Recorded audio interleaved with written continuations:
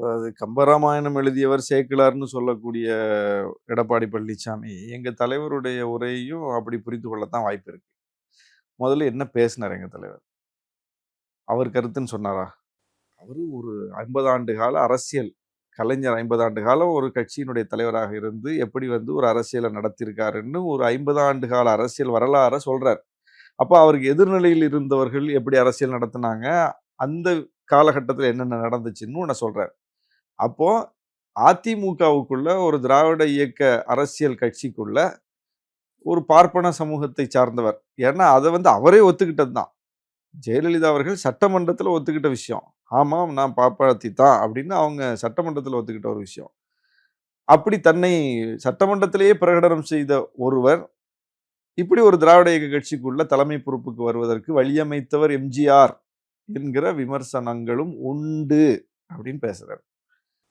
அந்த விமர்சனத்தை இவர் வைக்கல.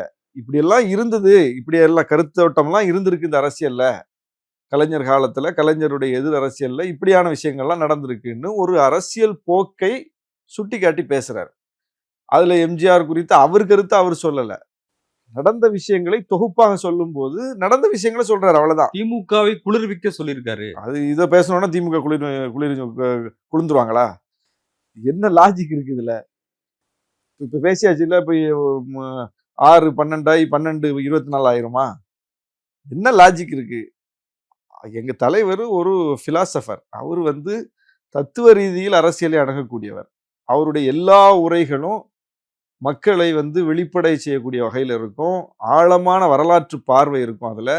அவர் வந்து குறிப்பு வச்சுட்டு இதுவரைக்கும் பேசினது கிடையாது. யாரையும் மேற்கோள் காட்டி பேசினது கிடையாது.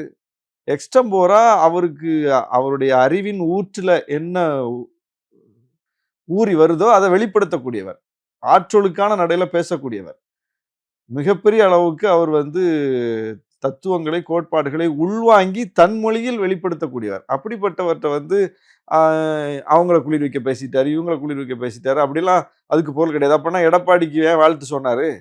அது யாரை குளிர்விக்க? சசிகலா அம்மா பொதுச் செயலாளர் போய் ஏன் வாழ்த்து சொன்னாரு? இந்த ஸ்டேட்மெண்ட் வந்து அதிமுகவுக்கு சொல்றாரா இல்ல திமுகவுக்கு சொல்றாரா? அதிமுகவை வந்து இழிவுபடுத்திட்டாருன்னு சொல்றாங்க. அப்புறம் அதிமுகவுக்கு எப்படி சொல்லுவாரு? அதிமுகவா இருக்கணும்னு சொல்றாரு.